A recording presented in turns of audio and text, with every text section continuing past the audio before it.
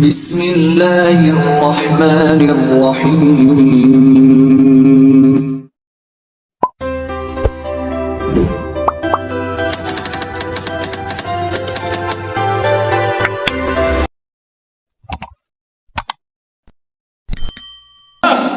آپ صلی اللہ علیہ وسلم جب جنگ خندق کے لیے مدینہ کے باہر ایک خندق یہ کود رہے تھے دفاع کے طور پر، تو آپ صلی اللہ علیہ وسلم اس وقت امیر المؤمنین بھی تھے، سپہ سالار بھی تھے، نبی بھی تھے، اور صحابہ کرام جیسے جان نثار تھے۔ آپ صلی اللہ علیہ وسلم کی دنیا اس سے حاصل ہے، ایسے جان نثار دنیا نے نہیں دیکھے، نہ آپ صلی اللہ علیہ وسلم سے پہلے اور نہ قیامت تک آنے والے کوئی لیڈر اپنے ایسے جان نثار دکھا سکتے ہیں۔ تو اس وقت بھی حضور صلی اللہ علیہ وسلم خود اس خندق میں بذات خود اپنے ہاتھوں سے کام کرتے ہیں۔ ہم کرتے ہیں، ہمیں تو ایک بندے کے اوپر بھی کمانڈ مل جائے تو ہم صاف بن جاتے ہیں کہ بس ابھی تو میرے لیے کافی چھٹی ہو گئی۔ جس کو اللہ نے جتنی صلاحیت دی ہے اس صلاحیت کو استعمال کر کے اپنے لیے، اپنے بچوں کے لیے، اپنے دین کے لیے، اپنے ملک قوم کے لیے، یہ ہماری ذمہ داری ہے۔ قرآن عظیم نے اس وقت یہ آیات نازل ہوا ہے وَأَعِدُّوا لَهُم مَّا اسْتَطَعْتُم مِّن قُوَّةٍ وَمِن رِّبَاطِ الْخَيْلِ تُرْهِبُونَ بِهِ عَدُوَّ اللَّهِ وَعَدُوَّكُمْ۔ اے مسلمانوں، بیکار بیٹھنا یہ مسلمان کا شیوا نہیں ہے۔ آپ لوگوں نے دنیا کے ساتھ اپنے آپ کو ملانا ہے۔ اگر دنیا میزائل بنا رہے ہیں تو اپنے میزائل بنانے ہیں، اگر دنیا نے ایٹم بم بنانا ہے تو تم لوگوں نے بھی ایٹم بم بنانے ہیں، اگر لوگوں نے ایسا رائفل بنانا ہے کہ وہ 500 میٹر تک وار کر سکتا ہے تو آپ کوشش کریں کہ آپ 600 میٹر تک بنائیں۔ اگر کسی کا ٹینک یہ پروف ہے تو آپ اس سے اچھا ٹینک بنائیں۔ یہ مسلمان کی عزت بھی ہے، ناموس بھی ہے، اور اللہ کا حکم ہے کہ اگر آپ نے اس دنیا میں رہنا ہے، اس دنیا میں اپنی حفاظت اور عزت چاہتے ہیں تو دنیا کے کمپٹیشن میں اپنے آپ کو شامل کرنا ہے، اور یہ اسلام کا حکم ہے اور فرض ہے۔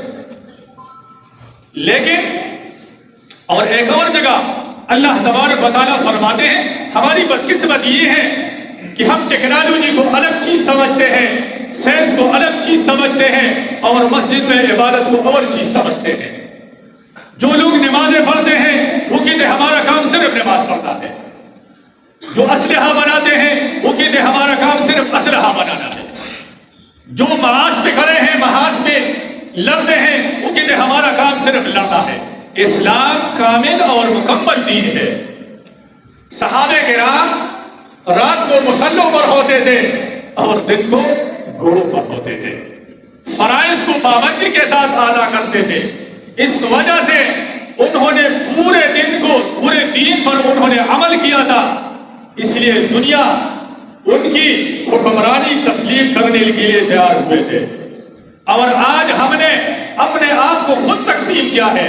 جو نمازی ہے اس نے نماز کو تکیہ لگایا ہے، جو بندوق بنانے والا ہے وہ ادھر بیٹھا ہوا ہے، جو ٹینک بنانے والا ہے وہ اپنے کام کو سب سے اچھا سمجھتا ہے۔ اسلام کہتا ہے کہ یہ تمام کام مسلمانوں کا شیوا ہے، اور اس مزدوری کو، اس ہمت کو اسلام اپریشیٹ کرتا ہے۔ اس وجہ سے اسلام نے ہمیں یہ تعلیم دیا ہے کہ مزدور اور اپنے ہاتھوں سے کمانے والا یہ آپ صلی اللہ علیہ وسلم کا بھی دوست ہے اور اللہ کا بھی دوست ہے، اور اس کو آپ نے دوست رکھنا ہے۔ اس کے پسینے کی بدبو سے آپ نے نفرت نہیں کرنا ہے، اس کے پراگندہ ہاتھوں سے آپ نے نفرت نہیں کرنا ہے۔ اور اس کی ظاہری مثال بھی یہ ہے، اگر یہ دیوار بنانے والا نہ ہوتا تو آپ کے پاس کروڑوں پیسہ بھی ہوتا، آپ کو چھت کون دیتا؟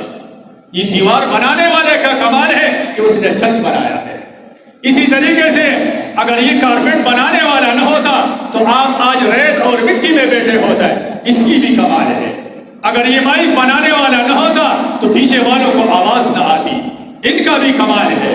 تو سب ہم شامل ہیں اس میں کہ ہم نے اس دنیا کے ساتھ چلنا ہے، اسلام کا بول بالا کرانا ہے، اور اسلام ایسا مذہب ہے جو کام کرنے والے کی عزت کرتا ہے، اور جو کام نہیں کرتا اسلام اس کو پسند نہیں کرتا۔ اس وجہ سے ہم نے ایسے قوم، اپنی قوم کو ہم نے ایک ہو کر اس قوم کو اٹھانا ہے، اپنے عمل سے، اپنی ہمت سے، اور ہر آدمی نے اپنی اپنی کوالٹی کا، اپنی اپنی استعداد کا، اپنی اپنی قابلیت کا حصہ ڈال کر اس ملک اور قوم اور اسلام کا نام ہم نے سربلند کرنا ہے۔ اللہ تعالیٰ سے دعا ہے کہ ہمیں عمل کرنے کی توفیق عنایت فرمائے۔ وآخر دعوانا الحمد للہ رب العالمین۔